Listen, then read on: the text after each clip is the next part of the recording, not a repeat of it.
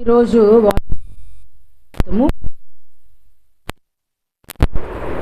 29వ అధ్యాయము 13వ వచనము. ఇర్మియా గ్రంథము 29వ అధ్యాయము 13వ వచనము. మీరు నన్ను వెదికిన ఎడల పూర్ణ మనస్సుతో నన్ను గూర్చి విచారణ చేయునడల మీరు నన్ను కనుగొందురు, నన్ను నేను మీకు. ఇదే యెహోవా వాక్కు. మాటలు దీవించునుగాక. ఆమేన్. ఈరోజు అంశము మీద ప్రభు మనకి నేర్పించాలనుకుంటున్నారు. ఈరోజు ఇక్కడ అంటున్నాడు, ఇర్మియా భక్తుడు అంటున్నాడు, మీరు నన్ను వెదికిన ఎడల పూర్ణ మనస్సుతో నన్ను గూర్చి విచారణ చేయునెడల మీరు నన్ను కనుగొందురు, నన్ను నేను మీకు కనబరుచుకుందును. అవును,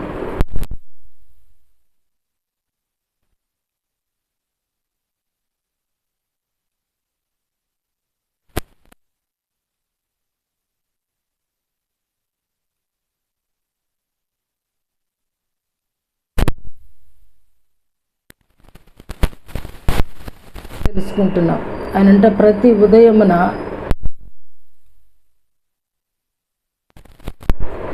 ఉదయం నుంచి దేవుడు వెతికేది ఎవరు అని అంటే యథార్థవంతుల కొరకు ఆయన వెతుకుతూ ఉంటాడంట. అలా యథార్థవంతుడిగా ఎవరు దొరికారంటే దేవునికి దావీదు దొరికాడు. సౌలు కూడా అలా ఉంటాడనుకుని ఫస్ట్ సౌలు ప్రత్యేకించాడు. కానీ సౌలు ఆయన మాట విన్నప్పుడు ఆయన పశ్చాత్తాపపడి మరొక వ్యక్తి ఎవరున్నారా అని వెతికినప్పుడు బాలుడైన దావీదును కనుగొన్నాడట. అంటే ఆయన ఏ హృదయముతో మానవులను ప్రేమిస్తున్నారో అలాగనే మనల్ని కూడా ఏమంటున్నాడంటే పూర్ణ మనస్సుతో వెతకాలి అంటున్నాడు. పూర్ణ మనసు అంటే మనం కూడా ఏమనుకుంటామంటే ప్రతిరోజు మేము ప్రార్థన చేస్తున్నాం కదా, మేము మంచిగానే చేస్తాం కదా, హృదయపూర్వకంగానే చేస్తాం కదా, అలా ఎలా ప్రార్థన అవుతుంది అని అనుకుంటాం. కానీ మనకి అర్థమే కాదు. నిజంగా మన నోరు మన స్వాధీనం లేకపోయినా అది మాట్లాడుతూ ఉంటుంది. దానికి అలవాటు, నోటికి ఏం అలవాటు? మాట్లాడటం అలవాటు. మనసుకి దానికి పర్మిషన్ లేకపోయినా సామెత కూడా ఏదో చెప్తారు, తిరిగే కాలు మురిగే కుక్క ఆగదంట. అంటే మనకి అలవాట్లు ఉంటాయి కొన్ని, మన స్వాధీనం లేకుండానే అవి చేయవలసినటువంటి పనులు చేసేస్తాయి. ఏదన్నా మనసు వచ్చి కళ్ళు ఎవరో వచ్చారు చూడు అని అంటదా, కంటి పని ఏంటి అలా అలవాటు అయిపోద్ది అన్నమాట. పూర్ణ మనసు అని అంటే మనకు అస్సలు అర్థం కాదు. మేము చేసేది కరెక్టే కదా అని అనుకుంటాం. ఎందుకు దేవుడు మనల్ని ఆయన్ని వెతికి కనుగొనాలని ఆశపడుతున్నారని అంటే నేను 4 పాయింట్లు చెప్తాను. 1, దేవునిని కనుగొనుట. 2, నిన్ను నీవు తెలుసుకొనుట. 3, నీ మనస్సును మార్చుకొనుట. 4, గురి చూసి గురిని పట్టుకొనుట, అంటే నీ గోల్ని చేరుట. ఈ 4 పాయింట్లు. మొదటి మాట ఏంటంటే ఇక్కడ ఇర్మియా భక్తుడు అంటున్నాడు పూర్ణ మనస్సుతో. అంటే మనస్సు మాట వినదు అన్నమాట. అర్థమైందా? శరీరానికి బాగాలేదనుకో ఏం చేస్తుంది? సైలెంట్గా ఏం చేస్తాము? శరీరానికి బాగోపోతే మానవుడు చేసేటువంటి క్రియ ఏంటి? సైలెంట్గా పడుకుంటాడు, మాట్లాడరు. ఎవరన్నా మాట్లాడినా సరే కోపం వచ్చేస్తుంది, రెస్ట్ కావాలనిపిస్తుంది. అంటే శరీరపు అలసట శరీరానికే తెలుస్తుంది. అలాగే మానసికంగా కూడా అలసటగా ఉన్నప్పుడు శరీరం అలసిపోయింది అని అంటే అది కూడా ఇందులో ఒక భాగమే కాబట్టి అది కూడా అలసటకు గురవుతుంది. దానికి కూడా రెస్ట్ కావాలనేది అదే చెప్తుంది. నన్నెవరు లేపొద్దు, నన్నెవరు పలకరించొద్దు అని కోరుకుంటుంది అన్నమాట. అయితే ఇక్కడ దేవుడు ఏమంటున్నాడు అంటే ముందు వెతికిన ఎడల అన్నాడు. తర్వాత ఏమంటున్నాడంటే పూర్ణ మనస్సుతో నన్ను గూర్చి విచారణ. ఒకటి శరీర సంబంధమైంది, మనకి దేవుడు జ్ఞానం కూడా ఇచ్చాడు కాబట్టి ఏమిటి అనేది ఎవరు అనేది గ్రహిస్తాం.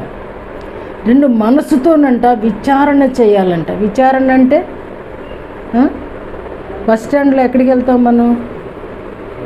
బస్ స్టాండ్లో ఎక్కడికి వెళ్తాము? ఎంక్వైరీకి వెళ్తాం. అంటే ఇప్పుడు దేవుని గురించి అంట ఆ విధంగా ఎంక్వైరీ చేయాలంట. ఎక్కడ చేస్తాం ఇప్పుడు దేవుని గురించి ఎంక్వైరీ? రైల్వే స్టేషన్లోనా, బస్ స్టాండ్లోనా? ఎక్కడ చేస్తాము ఆయన్ని? ఎక్కడ కనుగొంటాం ఆయన్ని? ఎక్కడ కనుగొని వచ్చాం? చర్చిలోనా? పుట్టినప్పుడు మన అమ్మోళ్ళు చెప్పారా? మన అమ్మోళ్ళు మనకు చెప్పకుండానే చర్చికి తీసుకెళ్ళిపోయినప్పుడు యేసు దేవుడు అనేది తెలుసుకుంటాం. అయితే విచారణ చేయటం అనంటే ప్రార్థన చేయటం అండి. వాక్యం చదువుకుని వాక్యంలో ఉన్నది అవునా కాదా అని తెలుసుకోవాలి అని అంటే దేవుని దగ్గరంట మనస్సు పూర్తిగా అంటే పూర్ణ మనస్సుతో ఆయనను రీసెర్చ్ చేయాలి. ఒక విధంగా చెప్పాలంటే రీసెర్చ్ అనేది ఎవరు చేస్తారండి? పిహెచ్డి వాళ్ళు, సైంటిస్టులు చేస్తారు.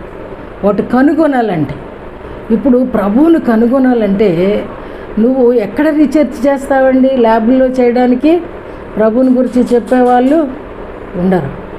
కాబట్టి మనం ఎక్కడ చేస్తామంటే దేవుని దగ్గర విచారణ చేస్తాం. ఆయన మాట్లాడాడు అనుకోండి, మనకేం అర్థమవుతుందంటే ఆయన మాట్లాడే దేవుడు అని అర్థమవుతుంది. ఆయన నీకు ప్రేమ చూపించాడు అనుకోండి, ఓహో ప్రేమ కలిగిన దేవుడు అని అర్థమవుతుంది. నీ ప్రార్థన ఆలకించి నీకు జవాబు అనుగ్రహించాడు అనుకోండి, ఆయన జవాబిచ్చే దేవుడు అని అర్థమవుతుంది. ఆయన ఇంకా నీ అవసరతలు తీర్చాడు అనుకోండి, మన అవసరతలు కూడా తీర్చే దేవుడు. ఇదంతా ఎక్కడ చేస్తున్నావు నువ్వు? ఇదంతా ఎక్కడ చేస్తున్నావు? ఇవన్నీ ఎక్కడ తెలుస్తున్నాయి నీకు? ఎక్కడ తెలుస్తున్నాయి? నీవు చేస్తున్నటువంటి రీసెర్చ్లో. రీసెర్చ్ అనేది ఎక్కడ చేస్తావంటే ఆయన పాదాల దగ్గర చేస్తావు. ఒక గదిలోకి వెళ్ళి మోకరించి చేస్తావు. నేను కూడా ప్రభువుని అలాగే, అందుకనే ఈ కీర్తనాకారుడు అంటాడు, రుచి చూచి తెలుసుకున్నాను అంటాడు. రుచి చూస్తేనే టేస్ట్ అర్థమైంది ఆయన ఎలాంటి వాడో. ఎందుకు కనుగొనాలి అని దేవుడు కోరుకుంటున్నాడు అనంటే నేనేంటో నాకు తెలియాలి. దేవుడు ఊరికే తెలుసుకోమంటలా ఆయన్ని. ఆయన ఏమిటో తెలిస్తేనే నేనేంటో తెలుసుకుంటా. రెండో పాయింట్కి వస్తున్నాను. నేనేంటో నాకు తెలియాలంటే ఫస్ట్ నాకేం తెలియాలా? దేవుడు తెలియాలి. నేనేంటో నాకు చెప్పేవాళ్ళు ఎవరున్నారు? ఏమండి, విమలా గారు మంచోళ్ళు కాదు అన్నారు అనుకోండి, నన్ను నా ఎలా ఉంటుంది? ఎక్కడ మండుద్ది? అది మరి ఎక్కడైనా మండిద్ది. కాబట్టి అలా కాదు. నేనేమిటో నాకు తెలియాలంటే ఫస్ట్ నాకు దేవుడు తెలియాలి. నేను అన్నమాట నిజమేనా? ఒక మాట బాగా అర్థమవుతుంది. మనం సూర్యుడిని ఆయన కళ్ళల్లో కళ్ళు పెట్టి మనం చూడలేం, కానీ సూర్యుడు లేకుండా మనల్ని మనం చూసుకోలేం. కరెక్టేనా? సూర్యుడు లేకుండా, వెలుగు లేకుండా మనం ఒకరినొకరు చూసుకోలేం. సూర్యుడు విశిష్టత అది. కాబట్టి ఆ నీతి సూర్యుడు మనలోకి వస్తేనే నన్ను నేను చూసుకోగలుగుతా. అంతేనా? నన్ను నేను చూసుకోవాలంటే నేను ఎక్కడ ఉండాలి? వెలుగు దగ్గర ఉండాలి. నన్ను నేను చూసుకోవాలంటే నేను వెలుగు దగ్గర ఉండాలి. జీవితము అర్థం కావాలంటే, అసలు దేవుణ్ణి మనం అర్థం చేసుకోవాలంటే మన జీవితం మనకు అర్థం కావాలి. మనం అర్థమైతే ఆయన ఏంటో అర్థం చేసుకోగలుగుతాం. నేను చెప్పేది నిజమేనా కాదా? అమాయకంగా మొహం పెట్టి చూడబకండి, నా అనుమానం వచ్చేస్తుంది. మనమేంటో మనకు అర్థం కావాలంటే, మన జీవితం ఏంటి, ఆ గమ్యం ఏంటి అనేది తెలుసుకోవాలంటే, నాకు నేను అర్థం కావాలంటే నాకు ముందు ఎవరు అర్థం కావాలి? సృష్టికర్త అర్థం కావాలి, వెలుగు అర్థం కావాలి, నీతి సూర్యుడు అర్థం కావాలి. అందుకనే నేనేంటో నాకు తెలియాలంటే నేను దేన్ని వెతకాలి అని అంటే సత్యాన్ని వెతకాలి. సత్యం వచ్చినప్పుడు నాలో ఉన్న సత్యాన్ని గురించి మాట్లాడుద్ది. సత్యానికి మాట్లాడే లక్షణం ఏంటి అని అంటే అసత్యాన్ని గురించి చెప్పుద్ది కదా. సత్యం లోపల ఉన్నప్పుడు అసత్యాన్ని ఊరుకుంటుందా? లోపలికి సత్యాన్ని పిలిచాం, వెలుగుని పిలిచామనుకోండి చీకటి వెళ్ళిపోద్ది. సత్యాన్ని పిలిచామనుకోండి అసత్యం వెళ్ళిపోద్ది. పరిశుద్ధతను పిలిచామనుకోండి ఏం వెళ్ళిపోద్ది? పాపం వెళ్ళిపోద్ది. చూసారా? అందుకని దేవుని మనం ఎందుకు వెతకాల్సి వస్తుంది అని అంటే ఇప్పుడు మనలో మనకేముందో అనేది మనకి అర్థం కాదు. ప్రతి ఒక్కరికి కూడా ఒక ముసుగు ఉంటుంది. ఆ ముసుగు ధైర్యం లేదు. బ్రాండెడ్ అంటే లోపం చేసేది ఏంటది? వ్యభిచారం, దొంగతనం, మోసం ఈ చెయ్యం. కానీ అక్కడ మోసం చేయం, కానీ మనల్ని మనం మోసం చేసుకుంటాం. ఇది ఇతరులను మోసం చేయం. క్రైస్తవుడు ఆ విశ్వాసిని మోసం చేసుకుంటాడు. అంటే ఎవరికి వాడే ఎలాగో చెప్పనా? నా ముసుగు ఏంటంటే చెప్తాను. నాదేంటి, అందరి ముసుగులు అవే. నేను పేదలకి సహాయం చేస్తాను. ఏం ముసుగు ఇది? ఏం ముసుగు? మేము టైంకి చర్చికి వెళతాము. ఏం ముసుగు ఇది? మేము ప్రార్థన బాగా చేస్తాము. మేము 3 సార్లు ప్రార్థన చేస్తాము. ఇవన్నీ వాస్తవాలే కదా. కానీ అలా అనుకుంటమే పాపం అంటుంది. చేసి ఎందుకనంటే కుడి చేత్తో చేసింది ఎడం చేతికే తెలియకూడదు. కానీ మనం ఏం చేస్తాము? డబ్బా. నేను ఏదన్నా ఒక కార్యం జరిగిందనుకోండి, ఎలా డబ్బా కొడతారో తెలిసే క్రైస్తవుడు? నేను ప్రార్థన చేస్తే ఏమంటారు? నేను ప్రార్థన చేస్తే. ఇది ఈ అన్నీ నీకు కనబడాలంటే ఎవరు కావాలంటే ముందు మనకి నేనేమిటో నా విశ్వరూపం నాలో ఉన్నవాడు, నాలో ఒకడు ఉంటాడు. ఈ వెలుగు లేనప్పుడు, సత్యం లేనప్పుడు, పరిశుద్ధత లేనప్పుడు, ఒకవేళ ఈ సగం ఉన్నప్పుడు మన లోపల ఆడెప్పుడు బయటకు వస్తాడో కూడా చెప్తాను. అప్పుడు దాకా పనిచేసిన తర్వాత అప్పుడే జస్ట్ అలా కూర్చున్నాం అనుకోండి, ఏంటి కూర్చున్నామని అడిగారు అనుకోండి ఎవరన్నా, ఎవడు బయటకు వస్తాడు ఇప్పుడు? లోపల ఎవడున్నాడు? రారా మీకు? అందరికి వస్తారు. ఏమంటాం అప్పుడు? ఎంత కోపం వస్తుంది? ఎంత అంటే పైకి ఎగిరి కింద పడే అంత కోపం వస్తుంది. ఎగ్జాంపుల్ చెప్తున్నాను కదా. అప్పుడే బైబిల్ చదివి కూర్చున్న పిల్ల దగ్గరికి వెళ్ళి తల్లి వచ్చి బైబిల్ చదువుకోవచ్చుగా అందనుకో, ఎట్లా ఉంటుంది? అప్పుడే ప్రార్థన చేసి బయటకు వచ్చిన పిల్లోడి దగ్గరికి వెళ్ళి ఎందుకు ఖాళీగా కూర్చున్నా, కాసేపు ప్రార్థన చేసుకోవచ్చుగా అందనుకోండి, ఎవడ బయటకు వస్తున్నాడు ఇప్పుడు? ఎవడున్నాడు లోపల? ఉన్నాడా లేడా? కోపం వస్తుందంటే కోపానికి కారకుడు ఎవరు? కూర్చున్నావా అని అంటే కోపం ఎందుకు? ఇప్పుడే కూర్చున్నాను అనొచ్చుగా. కానీ కోపం రానోడు ఎవడన్నా ఉంటాడా? ఏమండి? అంటే మనలో ఉండేవాడు మనకి మరుగైపోతాడు. చూసారా? ఇవన్నీ కూడా రేపేవాడు మనకు కనుమరుగైపో.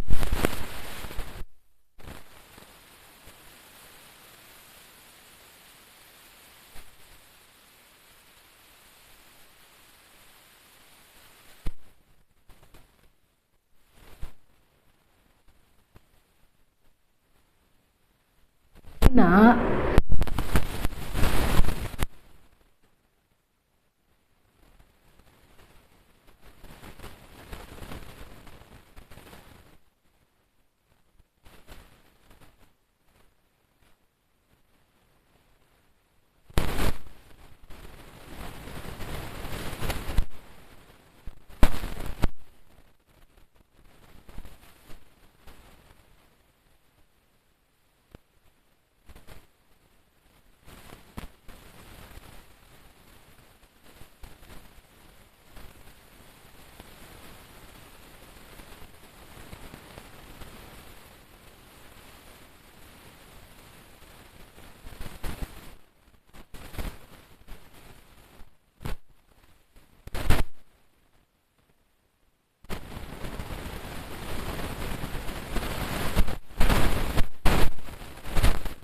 కదా.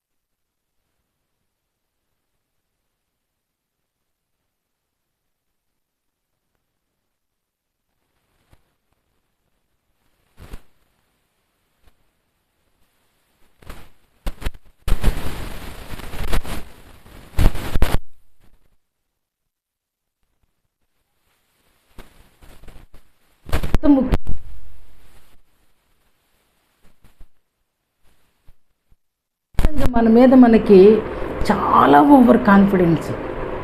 మనం సాతానా అని తిడితే కూడా ఊరుకోం.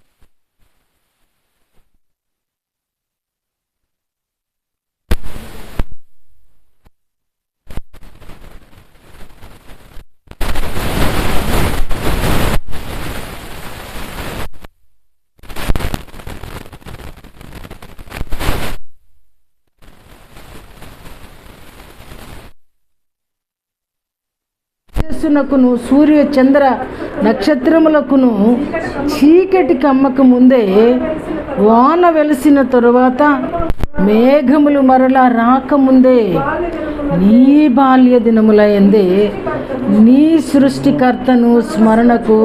ఇక్కడ ఏం చెప్తామంటే దినాలు అంటే చిన్నపిల్లలకు చెబుతాం, మనం చిన్నపిల్లలకు చెబుతాం. కానీ దేవుని నివాస స్థలముగా లేనటువంటి ప్రతి హృదయము కూడా బాల్యంలో ఉన్నట్టే. ఇంకా బాల్యం దాట్లా. అన్నం అయితే తినేస్తున్నారు కానీ బాల్యం మాత్రం దాటలేదు. అందుకని ఇక్కడ వస్తాయంట. అన్ని మంచి దినాలే ఉన్నాయి అని అంటే చచ్చిన తర్వాత దుర్దినాలు ఉన్నాయని లెక్క. అంటే నువ్వు శోధించబడట్లేదు, నీకు శ్రమ రావటం లేదు అని అంటే అది మంచికి హేతు కాదు. క్రైస్తవుడికి శ్రమ అనేది దేవుడిస్తున్న గిఫ్ట్. నిన్నే అన్నాను, శిక్షాకాలము శిక్షణ కాలము కదా. కాబట్టి ఇక్కడ అంటున్నాడు వీటి యందు నాకు సంతోషము లేదు. చాలామంది అంటారు, ఏమంటారంటే బ్రతుకుటం అనవసరం అంటారు.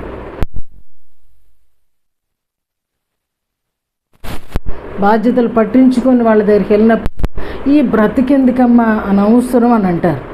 అంటే అలాంటి దినాలు మనిషి జీవితంలో దేవుడు అలో చేస్తాడు తప్పకుండా. కాబట్టి అలాంటి దినాలు రాకముందే నీతి అనే దినం ఉండగానే అని చెప్తుంది బైబిల్. కాబట్టి ఆయన్ని ఎంతగా వెతికి పట్టుకుంటే, ఆయన్ని ఎంతగా కరెక్ట్గా నీ హృదయంలో ఆయనకి స్థావరం ఇస్తే ఆయన ఉంటాడు. ఆయన ఉన్నప్పుడు మనమేమిటో, మన బ్రతికేమిటో, మన స్థితి ఏమిటో, మన నడకేమిటో, మన ఆలోచన ఏమిటో, మనలో ఉన్న ఏ టు జెడ్ కూడా ఆయన మనకి తేటపరుస్తాడండి. చాలామంది ఒక్కొక్క మాట చెప్తూ ఉన్నప్పుడు సంతోషంగా అనిపిస్తుంది. అదేంటి అని అంటే ఏదన్నా జరగబోయేటువంటి ఇన్సిడెంట్ని దేవుడు ఆ స్థానానికి నువ్వు వెళ్ళొద్దు అని మనసుతో మాట్లాడుతూ ఉంటాడు. యవన బిడ్డలు కూడా ఒకళ్ళిద్దరు చెప్పారు నాతో. ఆ సైన్ వస్తూ ఉంటుంది, నువ్వు అటు వెళ్ళొద్దు నువ్వు ఇటు వెళ్ళొద్దు అంటే నీ హృదయంలో దేవునికి ఎంతో కొంత స్థానం ఇచ్చేవని లెక్క. అయినప్పటికీ ఇందాక చెప్పినటువంటి కారణాలు ఏమన్నా నీలో ఉంటే ఎప్పుడు ఖాళీగా కూర్చున్నావేంటి, చదువుకోవేంటి, అటు వెళ్తున్నావేంటి, ఇటు వెళ్తున్నావేంటి అన్నప్పుడు నీకు ఊరికే కోపం వచ్చేస్తుంది అనుకోండి, అప్పుడు దేవుడు నీలో సగభాగంలోనే స్థానం ఇచ్చావని, సగము ఇంకా శత్రువుకి అవకాశం ఇచ్చావని నీ హృదయాన్ని నువ్వు తెలుసుకోవచ్చు. కాబట్టి నిన్ను తెలుసుకోవడానికి ఇక్కడ ఇందాక కూడా చదివించారు. దావీదు గొలియాతుని చూసినప్పుడు అది భలే ఇష్టం. చూద్దాము. సమూయేలు గ్రంథం 17వ అధ్యాయంలో 3 వచనాలు 17వ అధ్యాయము 37వ వచనం. 37వ వచనం చదువునానా? సింహపు యొక్క బలము నుండి, ఎలుకబంటి యొక్క బలము నుండి నన్ను రక్షించిన యెహోవా ఈ ఫిలిస్తీన్ల చేతిలో నుండి కూడాను నన్ను రక్షించునని చెప్పాను. చూసారా ఎంత విశ్వాసం అండి, ఎంత విశ్వాసం. చిన్నప్పటి నుంచి దావీదు భక్తునితో దేవుడు తోడుగా ఉంటున్నాడంట. అతని గూర్చి సౌలు బాలుడు అంటున్నాడు, గొలియాతు బాలుడే అంటున్నాడు. ఈ బాలుడు అంటున్న మాట ఏమిటంటే, సింహముల నోట నుండి, ఎలుకబంటు నోట నుండి నన్ను రక్షించిన యెహోవా దేవుడే ఈ గొలియాతు చేతిలో నుండి కూడా నన్ను రక్షిస్తాడు అంటున్నాడు. మరొక వచనం చూస్తే 45వ వచనం, ఈ దినమున నిన్ను నా చేతికి అప్పగించును, నేను నిన్ను చంపి నీ తల తెగవేతును. ఇశ్రాయేలీలలో దేవుడున్నాడని లోక నివాసులందరూ తెలుసుకొనున్నట్లు నేను ఈ దినమున ఫిలిస్తీయుల యొక్క కళేభరములను ఆకాశ పక్షులకును భూమృగములకును ఇత్తును. అప్పుడు యెహోవా కత్తి చేతను ఈటి చేతను రక్షించువాడు కాడని ఈ దండు వారందరూ తెలుసుకొందురు, యుద్ధము యెహోవాదే. మరొక వచనం ఉంది, 50వ వచనం, దావీదు ఫిలిస్తీయుని కంటే బలాఢ్యుడై. చాలు, దావీదు ఫిలిస్తీయుని కంటే బలాఢ్యుడై. ఈ 3 వచనాల్లో చూసినప్పుడు ఇక్కడ దావీదా అండి, లేకపోతే దావీదులో ఉన్నవాడా గొప్పవాడు? దావీదు గొప్పవాడా, దావీదులో ఉన్నవాడు గొప్పవాడా? ఎక్కడ నా వాడు నా దేవుడు చేస్తాడని చెప్పగలిగాడని అంటే బాల్యం నుండి కూడా ఆయన నింపుకున్న దాన్ని బట్టి, దేవుణ్ణి వెతికిన దాన్ని బట్టి. పులిని చూస్తే పారిపోతాడు ఏ పెద్దవాడైనా, ఏ బలాఢ్యుడైనా. కానీ ఎదుర్కొనే శక్తిని ఎక్కడ పొందుకున్నాడంటే దావీదు దేవుని దగ్గర నుంచి పొందుకున్నాడు. బాల్యంలో ఆ అలవాట్లు వచ్చేసాయి తనకి. ఎలుగుబంటు చూసినప్పుడు దాని ఆకారం చూస్తేనే ఏ పాటోళ్ళమండి. కానీ దావీదు అక్కడ ప్రభు సహాయాన్ని అక్కడ తీసుకున్నాడు. అదే మాట సౌలుతో చెప్తున్నాడు, రాజా నేను బాల్యంలోనే ఇలాంటి పరిస్థితులన్నిటి కూడా ఎదుర్కొని వచ్చాను. ఈ సున్నతి లేని ఫిలిస్తీయుడు ఏ పాటివాడు వాటిలో ఒకటి వలె అవుతాడు అని చెప్పేసి సౌలుతో అనగలిగాడండి. ఇప్పుడు దావీదులో ఉన్నది ఎవరు అని అంటే జీవము కలిగిన దేవుడండి. అందుకే నేను అంటం కూడా ఏమంటాడంటే, జీవము గల యెహోవా పేరట. చూడండి ఆ మాట ఎక్కడుందో, యెహోవా పేరట నీ సైన్యములకు అధిపతి 45 సైన్యములకు అధిపతి యగు యెహోవా పేరట నేను నీ మీదికి వచ్చుచున్నాను. జీవము గల యెహోవా నామమున లేదా ఆయన పేరట వస్తున్నాను అని అంటే ఎవరు వెళ్తున్నట్టండి ఇప్పుడు యుద్ధానికి? ఇతనిలో ఎవరున్నారండి దావీదులో? వీళ్ళిద్దరూ ఒకరొకరు చూసినప్పుడు, ఆకారాలు చూసినప్పుడు గొలియాతు దావీదుని అంచనా వేయలేకపోయాడు. కానీ భక్తుడు అతనిని అంచనా వేయగలిగాడు. ఏమంటాడంటే, నువ్వు కత్తి చేత పట్టుకొని వస్తున్నావా అని అంటాడు. వాడేమంటాడంటే, నేను కుక్కన, నువ్వు కర్ర చేత పట్టుకుని వస్తున్నావు అంటాడు. అంచనా వేయాలి. దేవుడు నాలో ఉన్నాడా లేదా అనేది. ఒకవేళ దావీదులో దేవుడు లేకుండా వెళ్ళుంటే ఆడు నిజంగానే ఎగరేసి ఆకాశ పక్షులకి విసిరివేసి ఉండేవాడు, అంత బలవంతుడు. కానీ నీలో ఉన్నవాడు వాడికంటే బలవంతుడు, గొల్యాతు కంటే బలవంతుడు, శత్రువు కంటే బలవంతుడు. ఎప్పుడు అనంటే నిజంగా ఆయన నువ్వు కనుగొని నీ హృదయం అంతా అదే అంటున్నాడు, పూర్ణ మనస్సుతో ఆయన నువ్వు రీసెర్చ్ చేస్తే తప్పకుండా ఆయన ఏం చేస్తాడంటే నీ హృదయంలో నివాస స్థలమై నీ హృదయాన్ని ఏలతాడు. నీ హృదయం ఆయనకు సింహాసనం. నువ్వు చేయవలసిందంతా కూడా ఆయన చేస్తాడు అనేది ఈ దావీదుని గురించి మనం నేర్చుకుంటున్నాం. అందుకని అంటున్నాడు, దేవుని వాక్యం చెప్తుంది, దావీదు గొల్యాతు కంటే బలాఢ్యుడై. ఎక్కడొచ్చిందండి బలము పిల్లోడికి? పిల్లోడికి ఎక్కడి నుంచి వచ్చింది బలం? యెహోవా నామము పేరట. యెహోవాను ధరించుకొని ఉన్నాడు. యెహోవా ప్రేమను శత్రువుల యుద్ధ నుంచి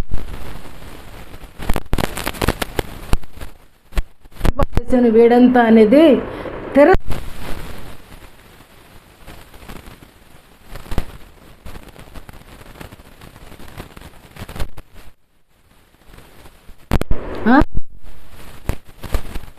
ఎంత అయితే నీ తల తెగేస్తానంటాం. కానీ నిజంగా ఎంత అద్భుతం అంటే, ఎంత చురుకైన వాడంటే వాడు కత్తి తీసే లోపే ఈయన విసిరేయటం కూడా అయిపోయిందంటే. ఇది జరిగింది ఎవరు అని అంటే ఆ బలమైనటువంటి పరిశుద్ధాత్మని కార్యము. కాబట్టి దావీదులో ఈరోజు దేవుడు నిండారుగా ఉన్నాడనేది ఇది రుజువండి. అందుకని నేనేమిటో నాకు తెలియాలి అని అంటే, నన్ను నేను తెలుసుకోవాలి అని అంటే నాకు దేవుడు చాలా అవసరం అనేది ఈరోజు మనం నేర్చుకుంటున్నాం. కాబట్టి ఎక్కడ సరే మన గురించి మనకి ఎవరు చెప్పరు కదా. మీ అందరి దగ్గరికి వచ్చి అసలు నా గురించి ఏమనుకుంటున్నావు అని అన్నామనుకో, నాకేం మీరు చెప్పలేరు. ఇదే మాట ప్రభు కూడా అడిగారు ఆయన శిష్యుల్ని, అరే బాబు మీ అందరూ ఏమనుకుంటున్నారు నన్నంటే ఎవ్వరూ సరైన మాట చెప్పలేదు, కానీ ఒక్కరు మాత్రమే సరైన మాట చెప్పగలిగారు. అప్పుడు అంటున్న మాట, ఇది నువ్వు చెప్పలేదు, నీకు ఆ పరలోకపు తండ్రి బయలుపరిచాడు. కాబట్టి ఇతరుల గురించి నువ్వు మాట్లాడాలంటే నీకు ఎవరు బయలుపరచాలండి? దేవుడు బయలుపరచాలి. నేనేంటో నాకు తెలియాలన్నా, నీవేంటో నీకు తెలియాలన్నా దేవుడు నీతో మాట్లాడితేనే. అదే నేను చాలాసార్లు నొక్కి చెప్తాను, మరలా చెప్తున్నాను, నువ్వేంటో నీకు తెలియాలి. ఎవ్వరు నీ గురించి కరెక్ట్ చెప్పరు, కానీ కరెక్ట్ చెప్పేవాళ్ళు ఒకరున్నారు, ఆయనే మన తండ్రి అయిన దేవుడు. ఆయనే కరెక్ట్ చెప్తాడు. అప్పుడే నువ్వేంటో నీకు అర్థమవుతావు. నీ ధర్మకార్యాలు పక్కకి వెళ్ళిపోతాయి, నీ ప్రార్థన ప్రక్కకి వెళ్ళిపోద్ది, నీ విశ్వాసం ప్రక్కకి వెళ్ళిపోద్ది, ఒరిజినాలిటీలోకి వస్తావు. అంటే ఛాయ నుండి నిజ స్వరూపంలోకి వస్తాం. ఛాయలో బ్రతకకూడదండి. ఈరోజు దాన్ని తెర పైకి తెచ్చేసాడు. ఒకప్పుడు ఛాయ అది ఓ ప్రక్కనుంది, కొంతమందికి అవకాశం. ఈరోజు ప్రతి ఒక్కరూ కూడా దేవునితో మాట్లాడేటువంటి పరిస్థితిని మన ప్రభువు మనకి కల్పించారు. కాబట్టి నువ్వేంటో తెలుసుకోవడం చాలా చాలా చాలా ముఖ్యమని హెచ్చరిస్తూ ఉన్నాను. మూడవదిగా ఏంటంటే మనము, అందుకని దావీదు భక్తుడు ఒక మాట జ్ఞాపకం వస్తుంది. 139వ కీర్తనలో ఒక చక్కటి మాట అంటాడు చూడండి. నువ్వేంటో నువ్వు తెలియాలంటే ఆ మాట నన్ను బాగా పట్టుకుంది. 139వ కీర్తన 15వ చరణం, భూమి యొక్క అగాధ స్థలములలో విచిత్రముగా నిర్మింపబడిన నాడు. భూమి యొక్క అగాధ స్థలములలో విచిత్రముగా నిర్మింపబడిన నాడు. భూమి యొక్క అగాధ స్థలం అంటే తల్లి గర్భము. మన బ్రతికేంటంట, మన బ్రతుకు చెప్పండి అక్కడుంది ఏంటంట? విచిత్రం. ఏమంటాం జనరల్గా మనం ఏమంటాం? కొంచెం ప్రవర్తన తేడాగా ఉన్న వాళ్ళని ఏమని అంటాం? ఏంట్రా నువ్వు విచిత్రంగా ఉన్నావని అంటాం. బైబిల్ చెప్తుంది మన గురించి, మనమే విచిత్రం, ఎదుటోడు కాదు కదా. బైబిల్ చెప్తుంది ఇవాళ మనందరితో, ఇది దావీదు గుర్తించగలిగాడు. అయ్యా, నేను నా తల్లి గర్భంలో విచిత్రముగా నేను రూపు దిద్దబడ్డాను. దీన్ని అంటాడు, తల్లి గర్భంలో ఎముకలు ఎలా ఎదుగుతాయో నీకు తెలుసా అంటాడు. ఆయన ఎదగజేసేవాడు ఆయనే అనేది చెప్తాడు. కాబట్టి ఈ కీర్తనకారుడు చాలా వరకు ప్రభువుని గురించి చక్కగా మాట్లాడుతూ ఇక్కడి నుండి తన గురించి మాట్లాడతాడు. నాకు కలిగిన ఎముకలన్నీ నీకు మరుగై ఉండలేదు, నేను పిండమునై ఉండగా నా కన్నులు నన్ను చూచెను. నియమింపబడ ఒక్కటైన కాకమునిపే నా దినములన్నీ దేవా నీ తలంపులు నాకెంత ప్రియమైనవి, వాటి మొత్తం ఎంత లెక్కించదని అనుకుంటున్నా, అవి ఇసుక కంటే లెక్కకు ఎక్కువైన. అవునండి, మన పట్ల దేవునికున్న తలంపులు ఇసుకని కౌంట్ చేసేవాడు ఎవడో లేడు, ఉండడో పుట్టడు కూడా. అంత అద్భుతమైన తలంపులు మానవుని పట్ల దేవుడు కలిగి ఉన్నాడు. అసలు ఎప్పుడన్నా ప్రభువుని అడిగావా, నేనేంటి, నా పట్ల నీ ఉద్దేశం ఏంటి, అసలు నన్నేమనుకుంటున్నావు అడిగి చూడండి. ఇక్కడ దావీదు భక్తుడు అంటున్నాడు, నా పట్ల నీ తలంపులు ఇసుక రేణువుల కంటే కూడా చాలా ఎక్కువగా ఉన్నాయి. నేను ప్రియమైన వాడను. నా తల్లి గర్భంలోనే నువ్వు నన్ను ఎన్నుకున్నావు, నన్ను చూసావు. ఈ విచిత్రమైన నా జీవితం, నిజంగా దావీదు జీవితం విచిత్రమేనా ఏమండి? ఒకరోజు ఉన్నది, మరొక రోజు తన లైఫ్ స్టైలు లేదు. మన జీవితాలకు కూడా దాన్ని అప్లై చేసుకుంటే మన లైఫ్ కూడా అంతే. మనం విచిత్రమైన వాళ్ళమని మనకు తెలియదు, ఎదుటోడిని మాత్రమే మనం చూస్తాం. ఎవరో వాక్యం చెప్తుంటే వాళ్ళని చూసి ఆహా ఓహో అనుకుంటాం, కానీ ఆ లెక్కలో నీవు ఉన్నావనేది మాత్రం గ్రహించలేం. విచిత్రం మనమే కదా. కాబట్టి మనలో ఉన్నటువంటి దేవుణ్ణి ఒక భక్తుడు పాడాడు, చిత్రాల వాడే మన యేసయ్య చాలా చిత్రాల వాడే. అయితే మనం కూడా విచిత్రమైన వాళ్ళమే.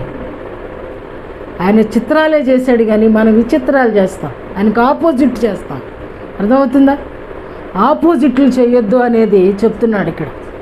కాబట్టి దేవునికి అనుకూలంగా, అందుకని అంటున్నాడు, మీ మనస్సు మారితేనే.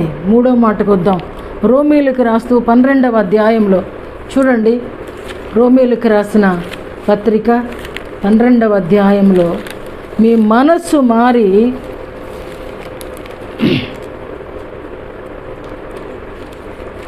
12:2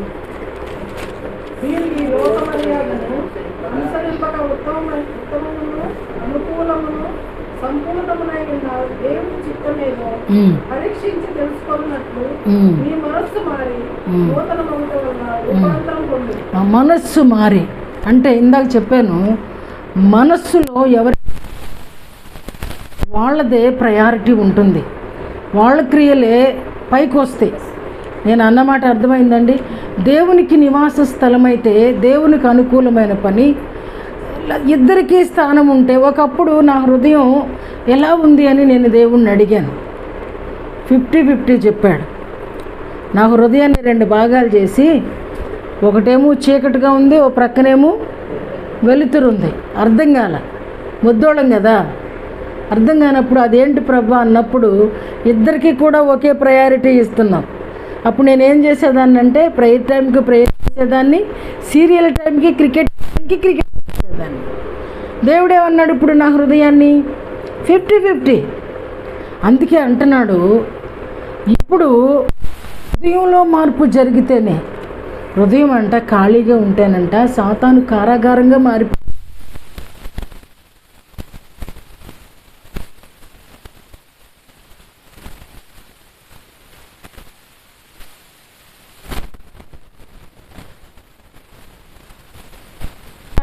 అయిపోద్దంట.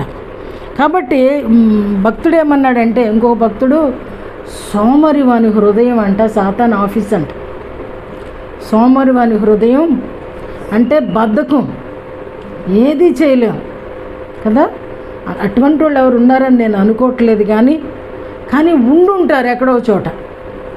కాబట్టి మన హృదయాన్ని సాతానికి ఆఫీస్గా కానీ సాతానికి జైలుగా కానీ మనం చేయటానికి వీల్లేదు. కారణం ఏంటి అని అంటే ఆయన నివాసం చేసేది మన కళ్ళలోనూ మన చెవుల్లోనూ.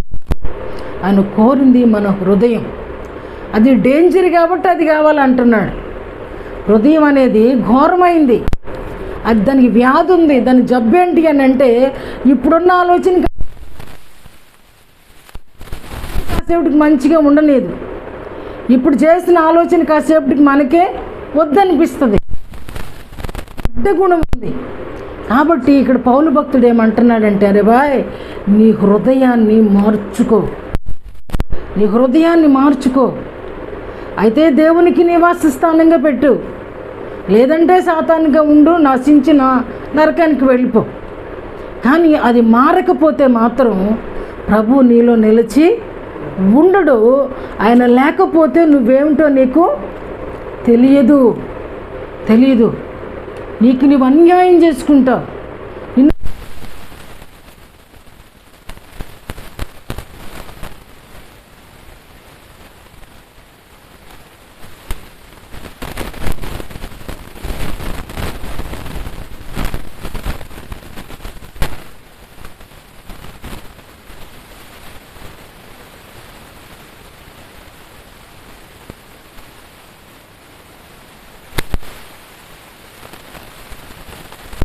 మనకి మన మనసు చెడే చెప్పింది అనుకోండి.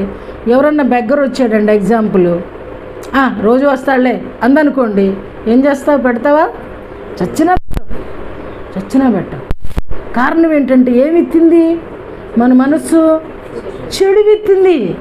అరే మన ఇంటికి వస్తున్నాడే, అమ్మ దేహి అని అడుగుతున్నాడే, ఇది చంపేస్తుంది మనని. అటు డేంజరస్. ఇది అంత మననే చీట్ చేసేస్తుంది. ఇదే గ్రహించు. అందుకనే దీనిని గ్రహించువారు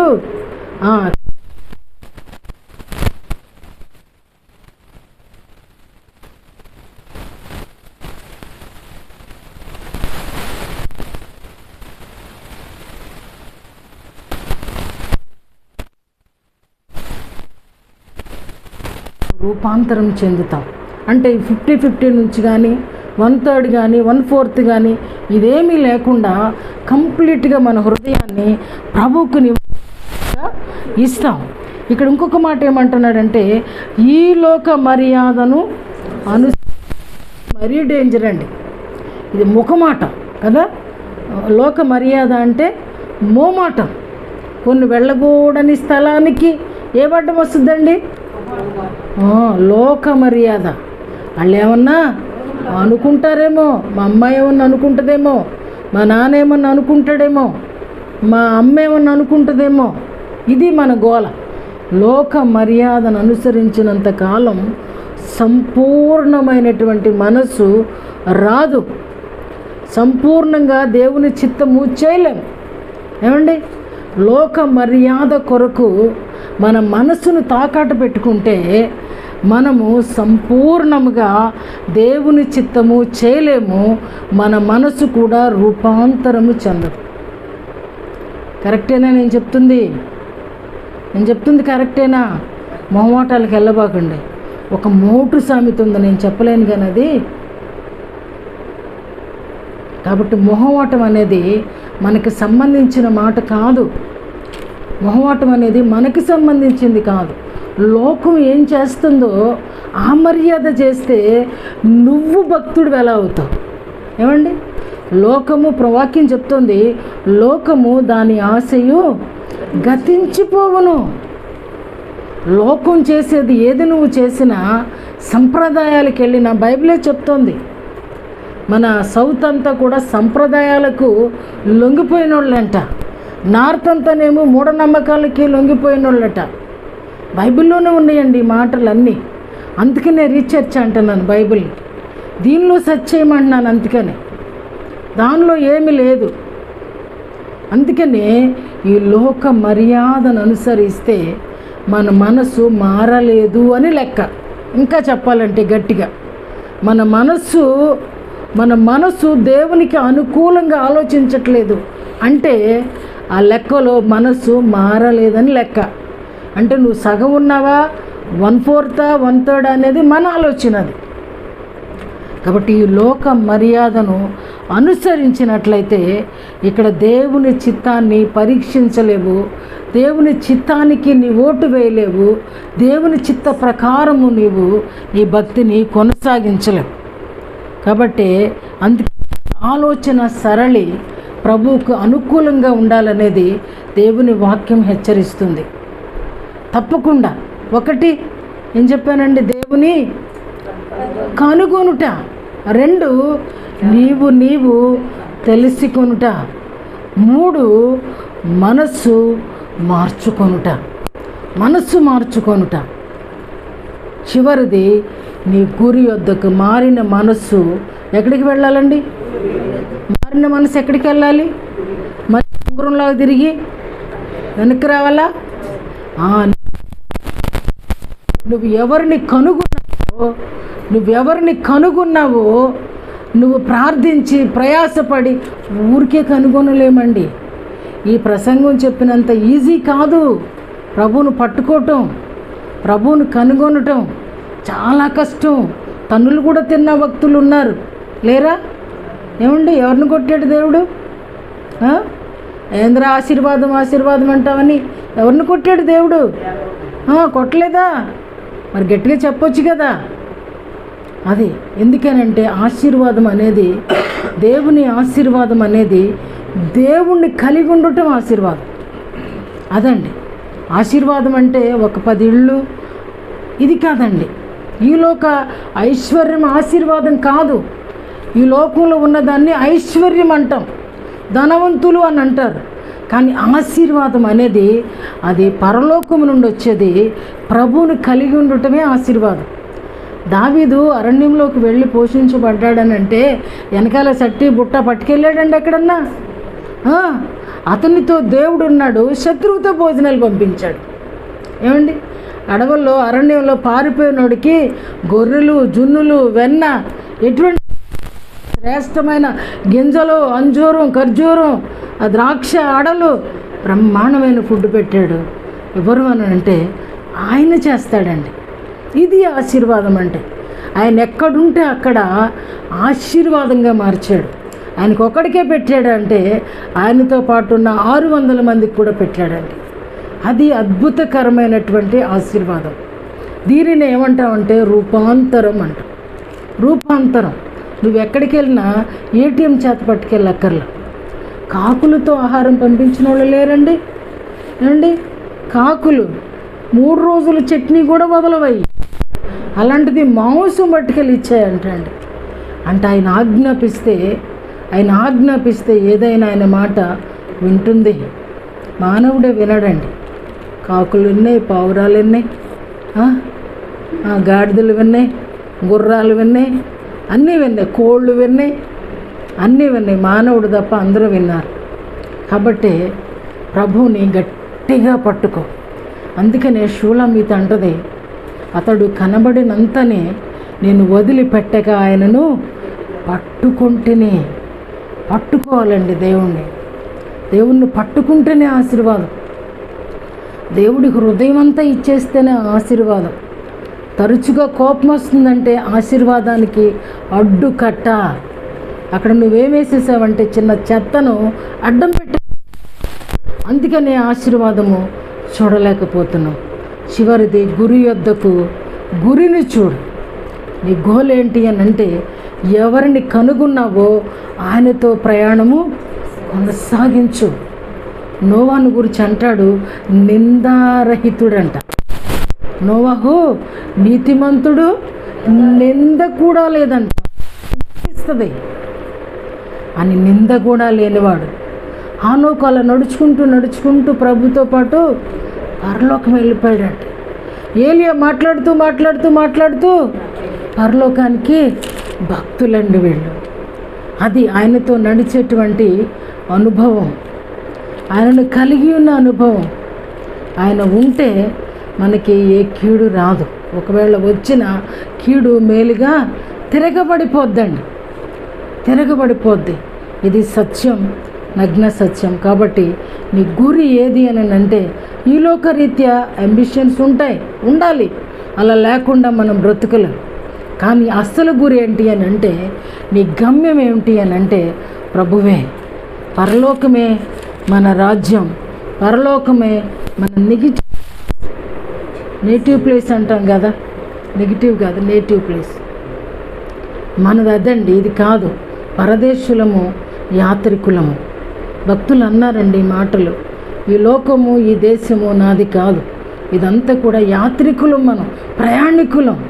మన గమ్యము చేరేది క్రీస్తు దగ్గరకే.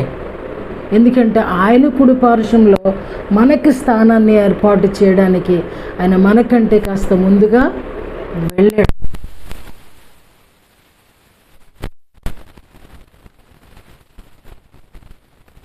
చెప్పలేదు కానీ ఆ సిలువను నువ్వు రిసీవ్ చేసుకుంటే, ఆ సిలువ శ్రమను నువ్వు గ్రహిస్తే,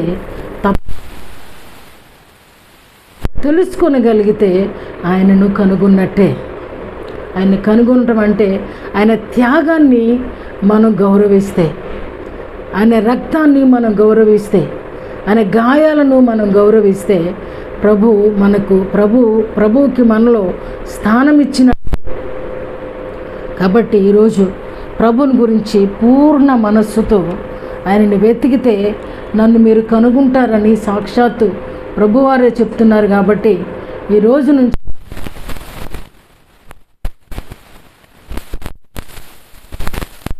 చూడకపోతే రేపు పొద్దున ఆయన నువ్వు గుర్తించలేవు. ఎవడన్నా వచ్చి రమ్మంటే వెళ్ళిపోతావా? వెళ్ళిపోతాడంట. జాగ్రత్త, శత్రువు పగటి వేసిగాడు, ఆడు వేసుకుని వస్తాడు వెలుగుదూతలాగా. కాబట్టి గుర్తించాలంటే ప్రభువును చూడాలి, ప్రభువును గుర్తించాలి, ప్రభు కృపను పొందుకోవాలి. కాబట్టి అటువంటి కృప దేవుడు మనందరికీ అనుగ్రహించినట్లు కూడా ప్రార్థన చేసుకుందాం. చివరిగా మనం ఈ ఎఫెసీలకు రాస్తూ ఫిలిప్పీలకు రాస్తూ అంటాడు, ఏది మంచిదో, ఏది ఖ్యాతి గలదో, ఏది చదవండి. ఆ మాట ఒక్కటి చదివి నేను ముగిస్తాను. ఏది చూడండి, ఫిలిప్పీ పత్రిక 4వ అధ్యాయం 8వ వచనం.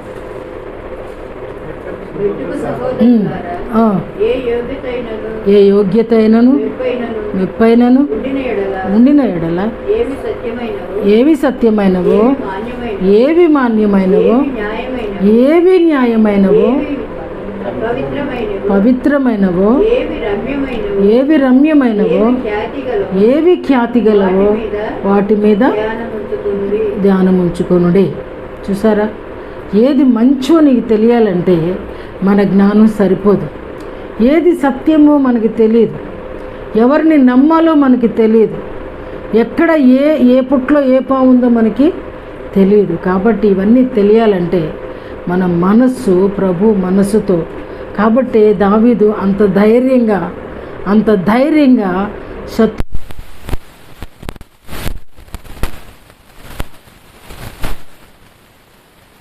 రాయి వడిసెల, అదొక ఆయుధాలలో ఒక ఆయుధం అనేదే. ఆయుధానికి యుద్ధానికి ఎవడు కూడా దాన్ని తీసుకెళ్ళినోడు లేడు. ప్రభు మనలో ఉంటే ఒకవేళ మాటతో చంపేయచ్చు కదా, మాటతోనే చంపేయచ్చు.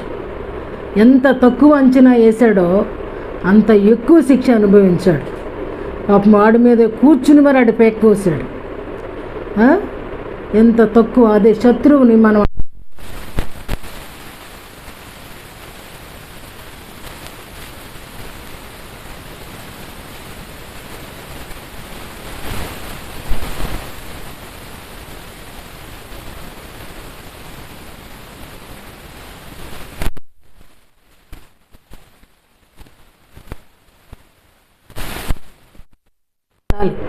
పుట్టిగా తిరగబడడం వల్ల మన బోల్తనం వాడికి తెలుసు, మనం ఏం చేయగలమో తెలుసు. వాడి చెయ్యి ఎత్తే లోపే వాడి పేక మీద పడిపోతేనే ఆ విధంగా జయం వస్తుంది. అటువంటిది కావాలంటే ఏది ఖ్యాతి గలదో, ఏది మంచిదో, ఏది సత్యమో, ఏది రమ్యమో నువ్వు గుర్తించగలగాలి.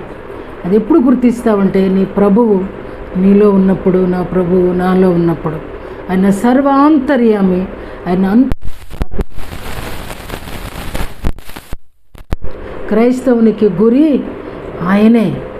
ఆయన వైపు చూడు. పౌలు అంటున్నాడు, నేను యేసు వైపు చూచా, కనీసం నా వైపు అన్న చూచి మీరు ఆయనని చేరండి అంటున్నాడు. గురి యొద్దకు మీరు పరుగులు తీయండి. ఈ పరుగు పందెంలో ఓటమి లేకుండా మనము జయ జీవితం పొందాలంటే ఖచ్చితంగా ఆయన చేతి సహాయం లేకుండా మనం వెళ్ళలేం. అందుకనే భక్తుడు అంటాడు, చేతి సహాయము లేకుండా తీయబడిన రాయి అని ఆయనకు